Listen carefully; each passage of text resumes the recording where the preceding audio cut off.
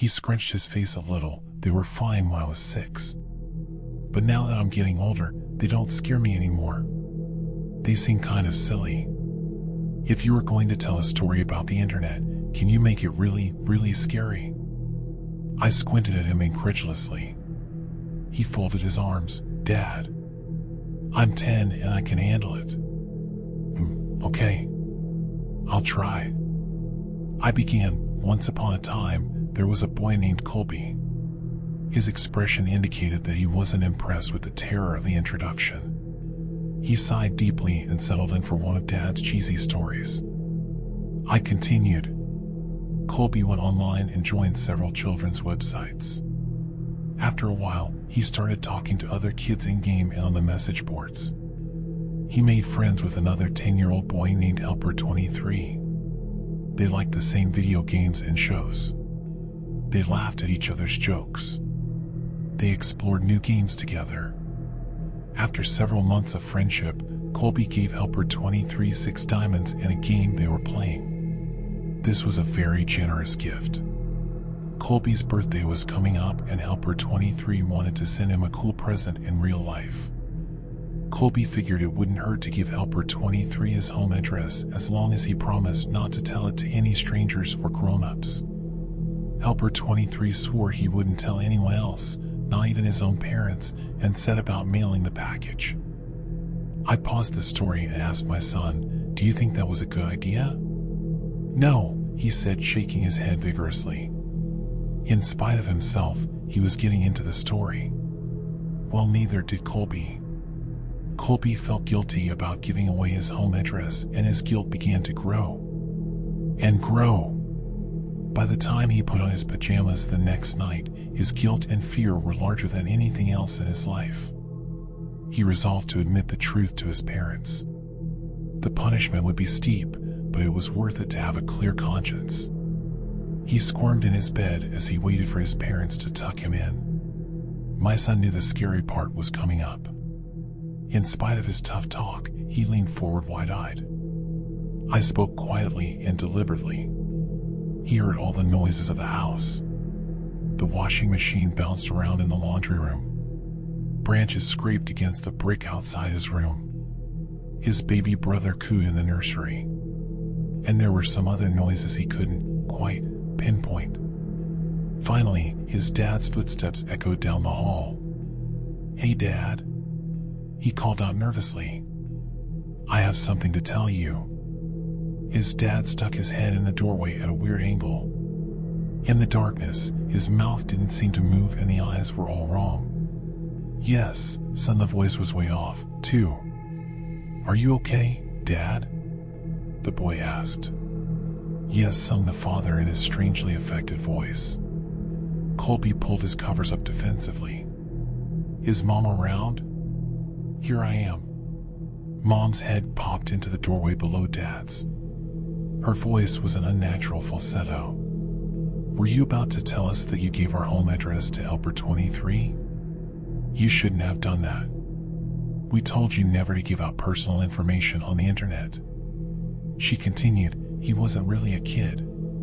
He just pretended to be one. Do you know what he did?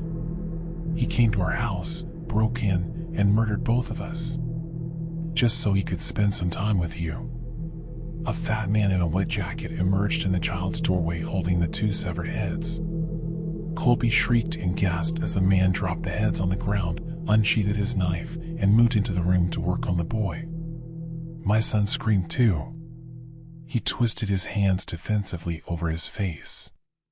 But we were just getting started with the story. After several hours, the boy was almost dead and his screams had become whimpers. The killer noticed the wailing of a baby in another room and removed his knife from Colby. This was a special treat. He had never murdered a baby before and was excited about the prospect. Helper23 left Colby to die and followed the cries through the house like a homing beacon. In the nursery, he walked to the crib, picked the baby up, and held it in his arms. He moved towards the changing table to get a better look. But as he held the baby, the crying died down. The baby looked up and smiled. Helper 23 had never held a baby, but he gently bounced it in his arms like a pro. He wiped his bloody hands on the blanket so he could stroke the baby's cheek. "Hey there, sweet little guy." The beautiful rage of sadism melted into something warmer and softer. He walked out of the nursery, took the baby home, named him William, and raised him as his very own. After I finished the story, my son was visibly shaken. Between ragged staccato breaths, he stammered, "But Dad, and my name's William." I gave him a classic dad wink and tousled his hair. "Of course it is, son." William ran up the stairs to his bedroom in a fury of sobs. But deep down, I think he liked the story.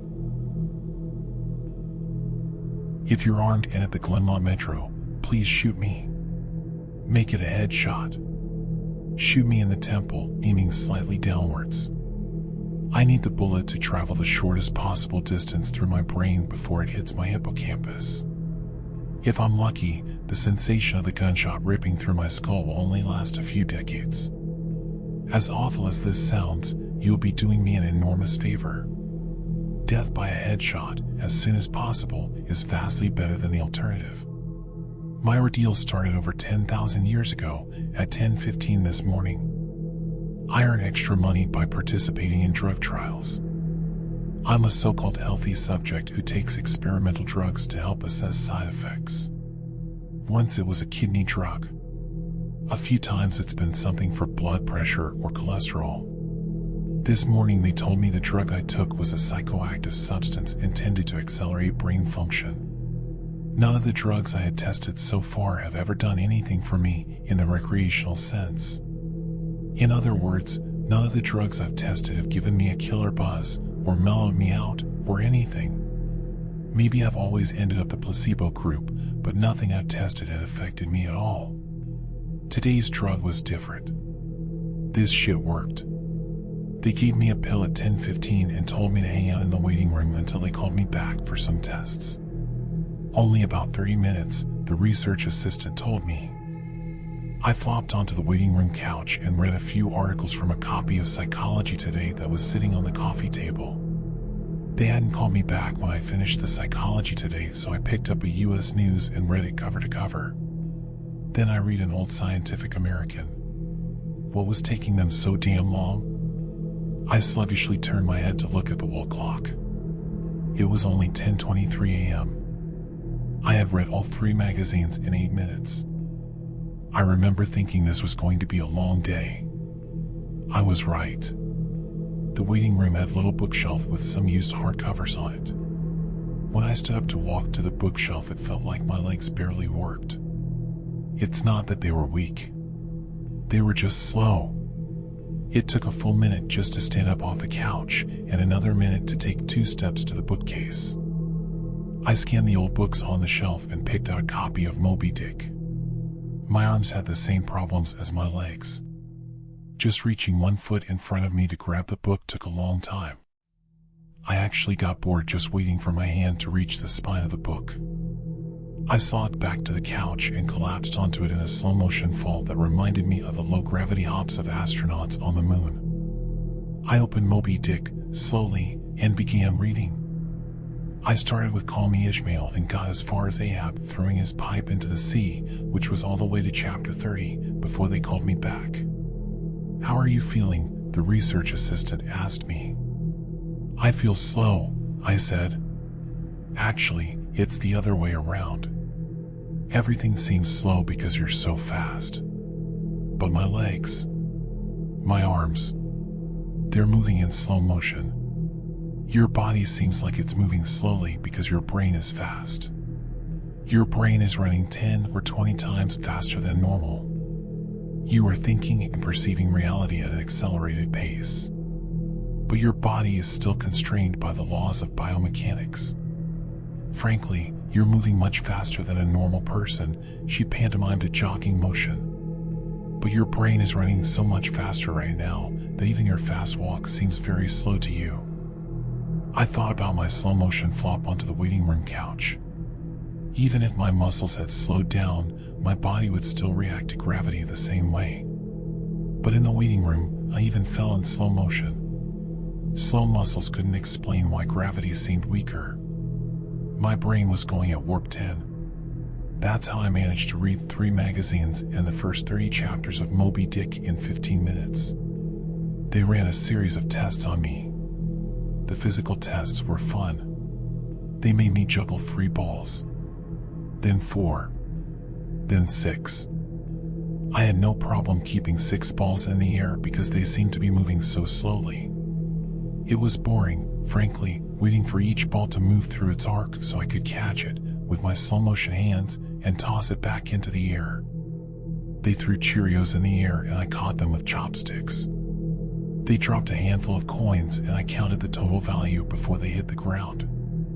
The cognitive tests were less fun, but very illuminating. Finish a 50-word word search, 3 seconds. Solve an intricate maze drawn onto a poster-sized paper, 2 seconds. View a slideshow projected at 10 images per second and answer detailed questions about what I saw, 95% correct. They told me I measured over 250 on the Knopf scale. Apparently, that's deep into the superhuman range of thinking speeds. Then they sent me home. It'll wear off in a few hours, they said, which will seem like days to you. Try to use the residual effects to get some work done. Catch up on work emails while you're still in high-speed mode. The ride home was horrible. It was only 3 metro stops, and in real-world time, it only took about 35 minutes. But in my drug-accelerated hypertime, it felt like days. Days. Just walking out of the medical research suite to the elevator seemed like it took an hour. I sprinted out of the office, willing my legs to push me faster. But the laws of biomechanics held me prisoner. As accelerated as my brain was, I couldn't do anything to make my legs work faster. The huge disconnect between my body and mind made it extremely difficult to judge how and when to slow down, turn, or rotate my body. I had basically turned into giant, slow-motion spaz. I misjudged my speed and rammed into the wall by the elevator button at a pretty good speed. Even though I could see the wall coming at me, I couldn't make my finger, outstretched to hit the elevator button, move away fast enough, and I jammed it against the wall. Hard. The pain was intense. If my brain had been running at regular speed, it probably only would have hurt for 30 seconds or so. But in my accelerated state, the intense pain seemed to last for half an hour. 45 minutes maybe. The elevator ride was horrible. It felt like I spent 4 or 5 hours just descending 7 floors, with nothing to look at but the interior of the elevator car. I sprinted to the metro station. I have to admit, this part was almost fun. Even though my body moved at what seemed to me super slow speed, I could still carefully choose how and where to place my feet, swing my arms, and turn my torso. It only took a block or 2 to getting used to having a brain that ran 24 times faster than my body. Then I basically sprint danced the rest of the way, twisting and juking between people on the sidewalk and dodging moving cars with inches, aka minutes, of clearance. I spent an hour, in my time frame, descending into the subway and running to the platform. Endless tedium waiting the 6 minutes for the Red Line train to arrive. Although there was more to look at on the metro platform than inside the elevator, it was still intensely boring. I should have stolen a copy of Moby Dick. The Red Line train roared into the station in slow motion. The normally high-pitched squeal of its brakes was frequency shifted by my high-speed mind to a long, low tone, like a monotone tuba solo.